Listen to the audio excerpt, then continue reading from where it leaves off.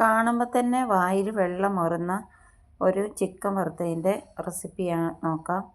അതിനായിട്ട് ചിക്കൻ ചെറുതായി കട്ട് ചെയ്തത് കഴുകി വൃത്തിയാക്കിയതിന് ശേഷം മുളക് പൊടി, മഞ്ഞൾപ്പൊടി, ഉപ്പ്, പെരിഞ്ജീരകം, വെളുത്തുള്ളി ചതച്ചത് ചേർത്ത് നല്ലോണം കുറച്ച് കുക്കിംഗ് ഓയിലും ചേർത്തിട്ട് നല്ലോണം മിക്സ് ചെയ്യുക.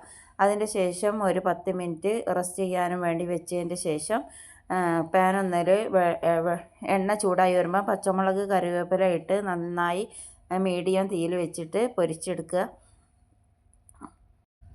തിരിച്ചും മറിച്ചും ഇട്ട് പൊരിച്ചെടുത്തതിൻ്റെ ശേഷം വേറെ പാത്രം ഒന്നിലേക്ക് മാറ്റി വെച്ചിട്ട് ചെറുനാരങ്ങ നീര് ഒഴിച്ച് കുറച്ച് കുരുമുളക് പൊടിയും വിതറി കൊടുത്തിട്ട് കഴിച്ച് നോക്കൂ. നിങ്ങൾക്ക് എല്ലാവർക്കും ഇഷ്ടപ്പെടും. ഈ വീഡിയോ ഇഷ്ടപ്പെട്ടിട്ടുണ്ടെങ്കിൽ എൻ്റെ ചാനലൊന്ന് സബ്സ്ക്രൈബ് ചെയ്യാനും ലൈക്ക് ചെയ്യാനും മറക്കരുത്. Thank you.